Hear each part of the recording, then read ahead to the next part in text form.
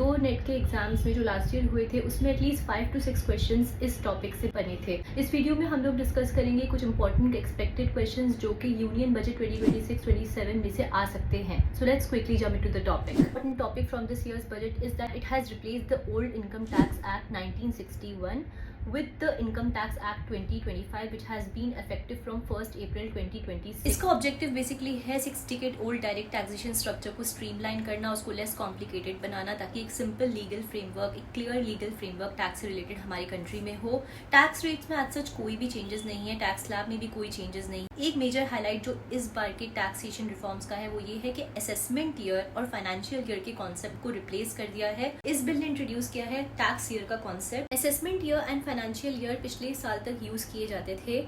इसका एग्जाम्पल लेते हैं कि मान लीजिए आपने इनकम अर्न करी 2024-25 ईयर में, इसका जो टैक्स है आप फिल करेंगे 2025 और 26 में, यानी कि नेक्स्ट ईयर में। सो 2024-25 पीरियड हो गया आपका फाइनेंशियल ईयर, और उसका असेसमेंट जो होगा, मतलब जब आप टैक्स पे करेंगे जो कि नेक्स्ट ईयर होगा यानी 2025-26 में, उसको बोलेंगे assessment year.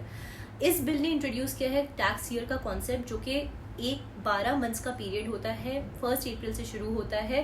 So in simple terms जो लोग पिछले साल तक इनकम टैक्स सबमिट करते थे वो अपनी प्रीवियस ईयर का यानी फाइनेंशियल ईयर का इनकम टैक्स सबमिट करते थे असेसमेंट ईयर में यानी कि नेक्स्ट ईयर में। बट अब ये कॉन्सेप्ट एलिमिनेट हो गया है। अब टैक्स फाइलिंग का जो ईयर है और जो ईयर ऑफ इनकम है वो सेम है, यानी जिस ईयर की इनकम है उसी ईयर में आप टैक्स फाइल कर देंगे। टैक्स फाइलर्स के लिए ज़्यादा सिस्टम जो है वो यूजर फ्रेंडली हो गया है, और ये जो इनिशिएटिव है गवर्नमेंट का एक बहुत ही सिग्निफिकेंट स्टेप माना गया है टैक्स कंप्लायंस को सिंप्लीफाई करने के लिए और एक टैक्स पेयर फ्रेंडली सिस्टम को क्रिएट करने के लिए under the new tax regime. Important point इसमें ये भी है कि पुराने टैक्स एक्ट में अनडिस्क्लोज इनकम की डेफिनेशन में आता था मनी, ज्वेलरी, बुलियन और कोई भी इस तरीके का वैल्यूएबल एसेट्स। इस बार का जो न्यू टैक्स एक्ट है उसमें अनडिस्क्लोज इनकम में इंक्लूड कर दिया है वर्चुअल डिजिटल एसेट्स के कॉन्सेप्ट को। So basically by including virtual digital assets in the definition of undisclosed income alongside cash, bullion and jewelry, now undisclosed income also consists of financial assets like cryptocurrencies, NFTs and tokens. उसके अलावा